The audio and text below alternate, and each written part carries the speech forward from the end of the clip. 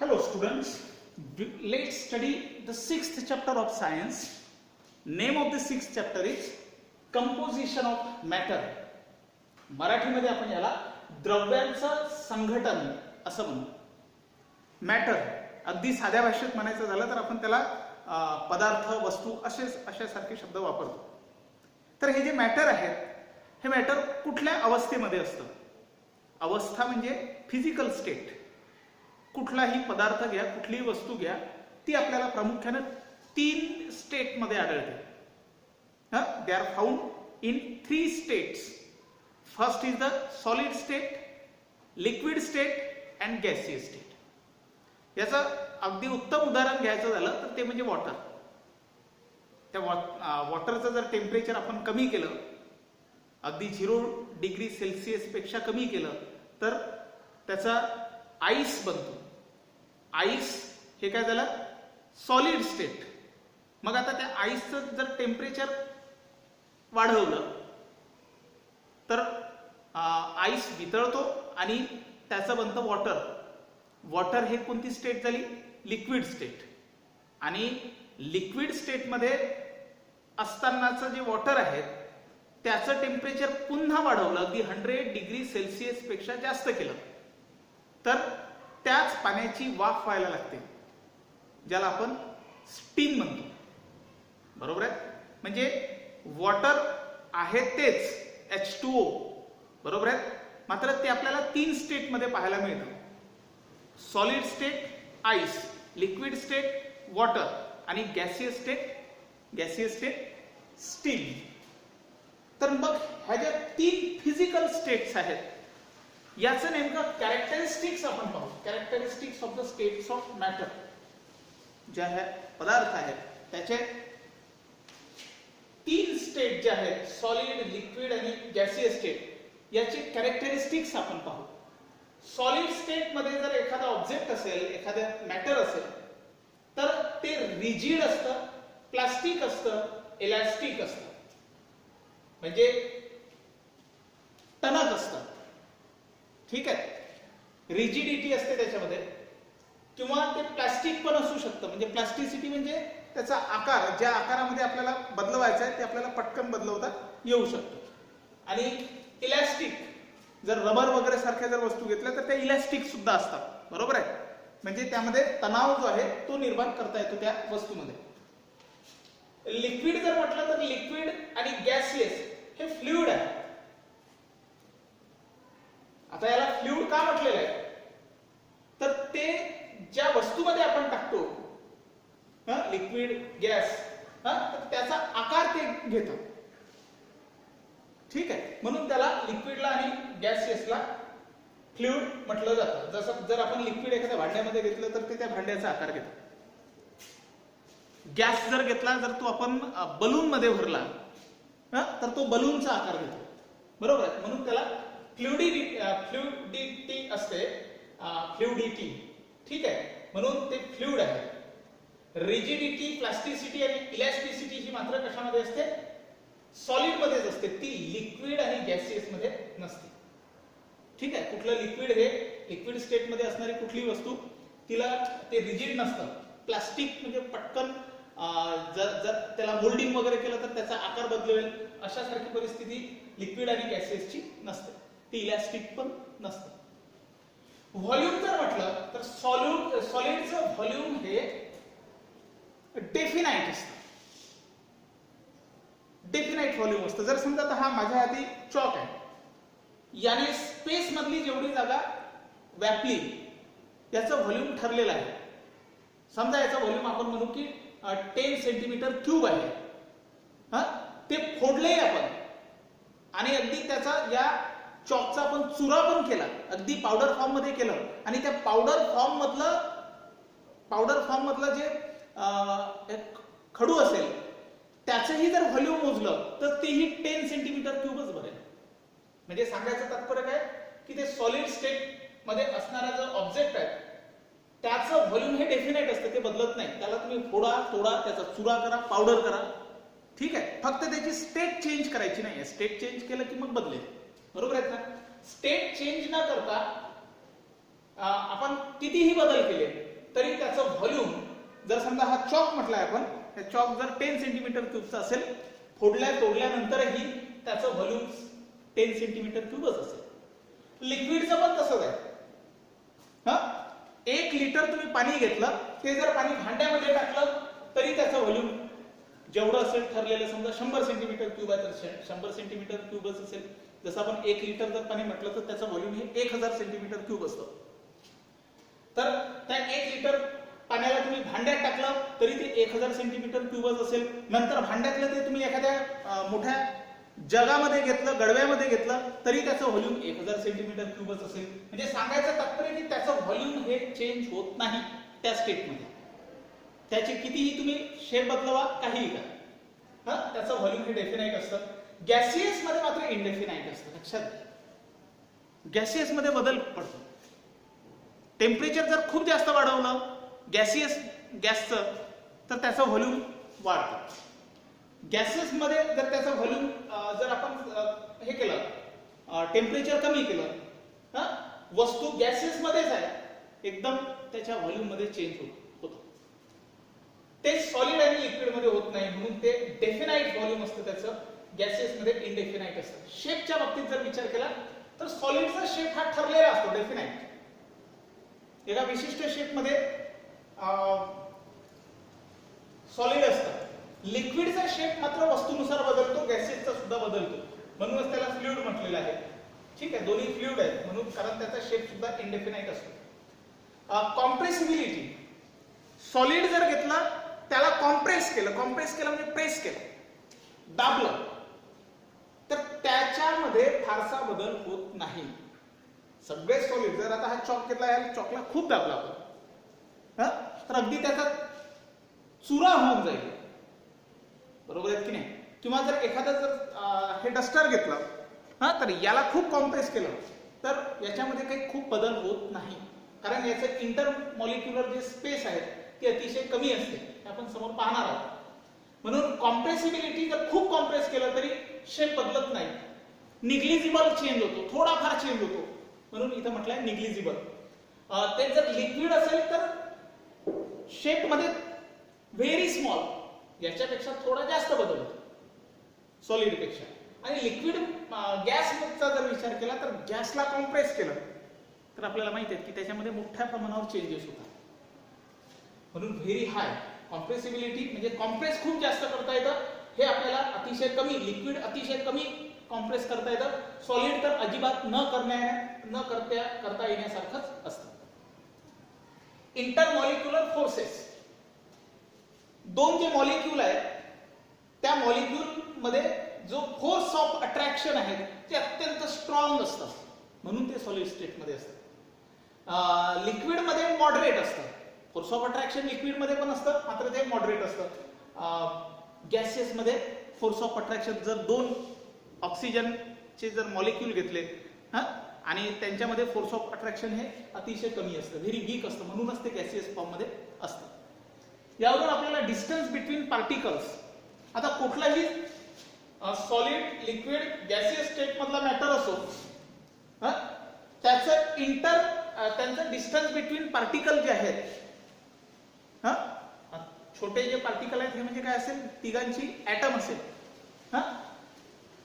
त्यांच्यामधलं जे डिस्टन्स आहे, 2 ऍटम मधलं डिस्टन्स आहे, तर ते अतिशय मिनिमम असतं, कमीत कमी असतं, खूप छोटं डिस्टन्स असतं त्यांच्यामध्ये, म्हणजे इंटरमॉलिक्युलर स्पेस वगैरे फारच कमी असते. त्यानंतर डिस्टन्स बिटवीन पार्टिकल म्हटलं तर हे मॉडरेट असते, थोड्याफार प्रमाणात जास्त असते. आणि गॅसेस मध्ये म्हटलं तर त्या 2 मॉलिक्यूल मधली स्पेस खूप जास्त असते. हे आपण कॅरेक्टरिस्टिक्स अभ्यासले. तुमच्या टेक्स्टबुक मध्ये अगदी या प्रकरणाच्या पहिल्याच पेजवरती गॅस, लिक्विड आणि सॉलिड याचं मॉलिक्यूल मधलं डिस्टन्स याचं चित्र दिलेलं आहे, ते चित्र सुद्धा तुम्हाला अभ्यासायचं आहे.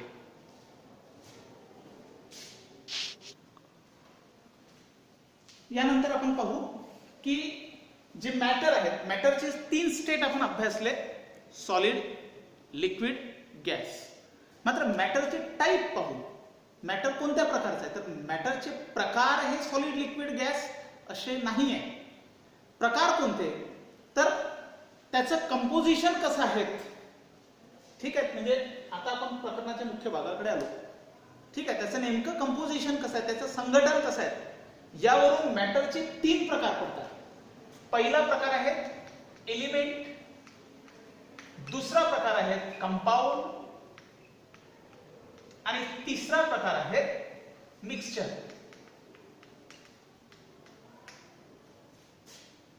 मूलद्रव्ये, कंपाऊंड म्हणजे संयुग आणि मिक्सचर म्हणजे मिश्रण, असे 3 प्रकार आहेत कोणाचे, मॅटरचे. त्याचे पहिल्यांदा उदाहरण पाहू आणि नंतर यांच्यामधला नेमका काय डिफरन्स आहे तो सुद्धा आपण नंतर पाहू. त्याची उदाहरणं, आता मटेरियल घेऊ आपण, म्हणजे मॅटर घेऊ वेगवेगळं. पहिलं घेऊ वॉटर. वॉटरचा केमिकल फॉर्म्युला किंवा कंपोजिशन तुम्हाला माहित आहे, H2O, म्हणजे हायड्रोजनचे 2 ॲटम आणि ऑक्सिजनचा 1 ॲटम यापासून वॉटर बनलेलं असतं, ठीक आहे. आणि हे H2O 2 एलिमेंट याच्यामध्ये आलेले आहेत, हायड्रोजन आणि ऑक्सिजन. हायड्रोजनच्या प्रॉपर्टीज वेगळ्या, ऑक्सिजनच्या प्रॉपर्टी पूर्ण वेगळ्या. आपल्याला माहिती आहे हायड्रोजन गॅस आहे, ऑक्सिजन हा सुद्धा गॅस आहे. मात्र H2O या जर प्रमाणामध्ये ते एकत्रित येत असेल तर ते लिक्विड बनून जातं, बरोबर आहेत ना. त्याला आपण वॉटर म्हणतो. म्हणून वॉटर हे कंपाऊंड आहे, लक्षात घ्या. या 3 प्रकारापैकी कंपाऊंड आहे वॉटर. कार्बन जर म्हटलं तर C या एकमेव एलिमेंट पासून बनलेला आहे, त्यामुळे याला आपण एलिमेंटच म्हणतो. हा पहिला प्रकार आहे, मॅटरचा पहिला प्रकार. ऑक्सिजन O2 ऑक्सिजनच्या 2 ॲटम पासून बनलेला आहे, मात्र एलिमेंट एकच आहे, त्यामुळे हे सुद्धा काय आहे, एलिमेंट. मूलद्रव्य एकच आहे. एअर जर म्हटलं तर एअर मध्ये आपल्याला माहिती आहे नायट्रोजनही आहेत, ऑक्सिजनही आहेत, बरोबर आहे. कार्बन डायऑक्साइडही आहेत आणि अजून वेगवेगळे गॅस असतात, ठीक आहे. म्हणजे ह्या सर्व गॅसेसचं हे मिश्रण आहे, म्हणून हे मिक्सचर आहे असं आपण म्हणू. तिसरा प्रकार आहे मॅटरचा. मॅटरचे टाइप्स पाहतो आहेत आपण, तर यापैकी तिसरा प्रकार म्हणजे एअर आहे. ॲल्युमिनियम हा पुन्हा कार्बन सारखाच आहे, ॲल्युमिनियम म्हणून हा एलिमेंट आहे. ब्रास म्हटलं तर हा मिश्रण आहे, कॉपर आणि झिंक यांचं मिक्सचर केलेलं एक अलॉय असतं. हा प्रकार आपण पुढे पाहू. ह्या 2 एलिमेंटचं, 2 मेटलचं हे मिश्रण आहे ब्रास, म्हणून मिश्रण आहे, त्यामुळे मिक्सचर म्हणून. आता तुम्ही म्हणाल की सर इथे हायड्रोजन आणि ऑक्सिजन या 2 एलिमेंटचं मिश्रण आहे, याला तुम्ही कंपाऊंड कसं म्हणतात? तर हाच नेमका फरक आपल्याला आता समोर समजून घ्यायचा आहे. मिक्सचर मध्ये त्या एलिमेंटच्या प्रॉपर्टीज मिक्स केल्यानंतर, म्हणजे 2 एलिमेंट मिक्स केल्यानंतर त्या एलिमेंटच्या ज्या सेपरेट प्रॉपर्टी आहेत त्या दिसतात. मात्र इथे जे 2 एलिमेंट आहेत यांचं मिक्सचर जर आपण मानलं तर इथे त्या प्रॉपर्टीज आपल्याला दिसत नाही. हा मुख्य फरक आहे कंपाऊंड आणि मिक्सचर मध्ये. कार्बन डायऑक्साइड CO2, बरोबर आहे. कार्बनचा 1 ॲटम, ऑक्सिजनचे 2 ॲटम यापासून कार्बन डायऑक्साइड बनतं आणि म्हणून हे कंपाऊंड आहे, ठीक आहे. केमिकल फॉर्म्युल्यावरून आपल्याला व्यवस्थित लक्षात येतं. तर आता कोणते कंपाऊंड, कोणते मिक्सचर आणि कोणते एलिमेंट हे तुम्हाला समजलेलं असेल. याच्या प्रॉपर्टीज आपण अभ्यासू. मॅटरचे जे 3 टाइप आहेत त्यामधला डिफरन्स आपण अभ्यासू. आता पाहू आपण मॅटरचे जे टाइप्स आहेत, एलिमेंट, कंपाऊंड आणि मिक्सचर, यांचे कॅरेक्टरिस्टिक्स पाहू की हे कसे ओळखायचे. सर्वात आधी पाहू आपण एक्झाम्पल, जे आपण सर्वात शेवटी टेबलमध्ये लिहिलेलं आहे. नायट्रोजनचे 2 ॲटम आहेत, म्हणजे कन्स्टिट्युएंट सबस्टन्स यामध्ये नायट्रोजन आहे, आलं की नाही लक्षात. आणि 2 नायट्रोजनचे ॲटम एकत्रित आल्यामुळे N2 नायट्रोजन गॅस तयार होतो. कंपाऊंडचे एक्झाम्पल, ज्यामध्ये 1 नायट्रोजनचा ॲटम आणि 2 ऑक्सिजनचे ॲटम एकत्रित आल्यामुळे NO2 हा कंपाऊंड तयार होतो, मिक्सचर तयार होत नाही, हा कंपाऊंड तयार होतो. आणि मिक्सचरचं उदाहरण म्हणजे काय, तर नायट्रोजन गॅस आणि नायट्रोजन डायऑक्साईड गॅस हे एकत्रित असले तर आपल्याला काय मिळतं, मिक्सचरचं उदाहरण मिळतं. मग आता यामध्ये कन्स्टिट्युएंट सबस्टन्स आहेत नायट्रोजन, यामध्ये नायट्रोजन आणि ऑक्सिजन हे दोन कन्स्टिट्युएंट सबस्टन्स आहेत आणि याच्यामध्ये नायट्रोजन आणि ऑक्सिजन हे दोन कन्स्टिट्युएंट सबस्टन्सेस आहेत. म्हणजे कन्स्टिट्युएंट सबस्टन्स इज ओनली वन, एकच असतो याच्यामध्ये. N2 O2 O2 आहेत म्हणजे ऑक्सिजन नायट्रोजन हे सगळे काय आहेत, म्हणजे त्याचा कॉन्स्टिट्युएंट सबस्टन्स हा एकच आहे. इथे कॉन्स्टिट्युएंट सबस्टन्स, इथे सुद्धा कॉन्स्टिट्युएंट सबस्टन्स हा एक आहे, लक्षात घ्या. त्यामध्ये ॲटम्स मॉलिक्युल्स वेगवेगळे आहेत. कॉन्स्टिट्युएंट सबस्टन्स हा NO2 नायट्रोजन डायऑक्साईड हा एकच सबस्टन्स आहे. इथे मात्र दोन आहेत, एक नायट्रोजन गॅस आणि एक नायट्रोजन डायऑक्साईड, असे दोन किंवा दोन पेक्षा जास्त कॉन्स्टिट्युएंट सबस्टन्स असेल. कॉन्स्टिट्युएंट सबस्टन्स इज इटसेल्फ, तोच कॉन्स्टिट्युएंट सबस्टन्स म्हणजे तो जो गॅस आहे किंवा ते जे मटेरियल आहे ते ज्याच्यापासून बनलेलं आहे, म्हणजे नायट्रोजन पासूनच नायट्रोजन गॅस बनलेला आहे. इथे कॉन्स्टिट्युएंट सबस्टन्स, इथे सुद्धा एक constituent substance is also itself, इथे सुद्धा तेच आहे.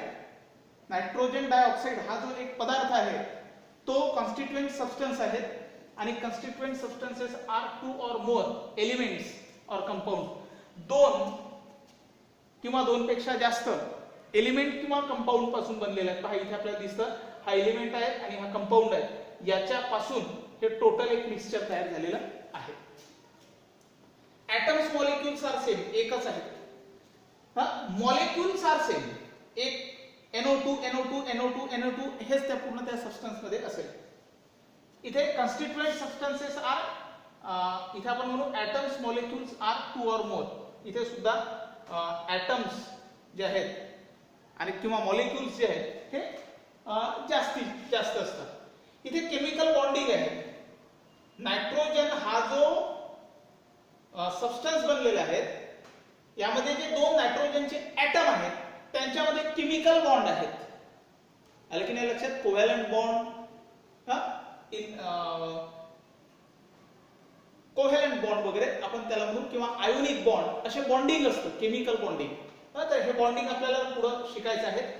केमिकल बॉन्डिंग याच्यामध्ये सुद्धा असतं. नायट्रोजन आणि ऑक्सिजनचे दोन ऍटम आहेत, याच्यामध्ये सुद्धा केमिकल बॉन्डिंग आहेत, कोव्हॅलंट किंवा आयोनिक बॉन्ड.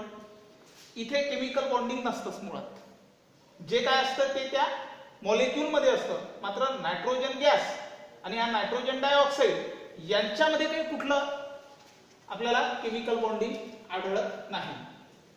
प्रॉपर्टीजच्या बाबतीत पाहिलं तर properties of compounds are different from properties of constituent substance, किंवा डिफरंट फ्रॉम असं म्हणू आपण properties of atoms or molecules. atoms molecules यावरून तुम्हाला अधिक चांगलं लक्षात येईल. नायट्रोजनची प्रॉपर्टी आणि ऑक्सिजनची प्रॉपर्टी, याच्या ज्या प्रॉपर्टी आहेत ह्या प्रॉपर्टीज जेव्हा NO2 तयार होतो तेव्हा NO2 च्या प्रॉपर्टी या वेगळ्याच असतात. कंपाऊंडच्या प्रॉपर्टीज या तो कंपाऊंड ज्या एलिमेंट पासून बनलेला असतो त्याच्या प्रॉपर्टी पासून वेगळ्या असतात. जसं वॉटरचं उदाहरण आपण घेतलेलं आहे, H2O हा कंपाऊंड आहे, मात्र हायड्रोजनच्या प्रॉपर्टीज वेगळ्या, ऑक्सिजनच्या प्रॉपर्टीज वेगळ्या, आणि हायड्रोजन आणि ऑक्सिजन पासून जेव्हा वॉटर बनतं त्या वॉटरच्या प्रॉपर्टीज पूर्णपणे वेगळ्या असतात. हायड्रोजन ऑक्सिजन हे उष्णता निर्माण करण्यासाठी किंवा एखादी वस्तू जेव्हा इग्नाइट होते त्यासाठी कारणीभूत असतात. मात्र त्यापासून तयार झालेले जे पाणी आहे हे आग विझवण्यासाठी कामी पडतं. हे सांगायचं तात्पर्य की ज्या एलिमेंट पासून तो कंपाऊंड बनलेला असतो त्या एलिमेंटच्या प्रॉपर्टीज तर वेगळ्या असतातच, आणि ज्यापासून तो बनलेला असतो कंपाऊंड त्या कंपाऊंडच्या प्रॉपर्टीज सुद्धा वेगळ्या असतात. असं याच्यामध्ये नसतं. शेवटी हे एक मिक्सचर आहे. जसं आपण आधी पाहिलंय की ब्रास हा कॉपर आणि झिंक पासून तयार होतो, तर कॉपरच्या आणि झिंकच्या प्रॉपर्टीज एकत्रित असतात आणि त्यापासूनच ब्रासच्या प्रॉपर्टीज तयार होतात, जे आपण मिक्सचरचं उदाहरण पाहिलं.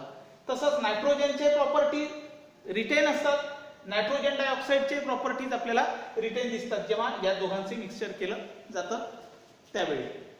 म्हणजे जेव्हा यांचं मिक्सचर बनतं त्या मिक्सचरच्या प्रॉपर्टीज म्हणजे त्याच्या मॉलिक्यूल किंवा ऍटमच्या प्रॉपर्टीज ज्या आहेत त्या जशाच्या तशाच असतात, त्या इथे नसतात. अशा पद्धतीने आपल्याला एलिमेंट, कंपाऊंड आणि मिक्सचर यांच्यामधला डिफरन्स लक्षात आलेला असेल. बाकीचा भाग हा आपण नंतर पाहू.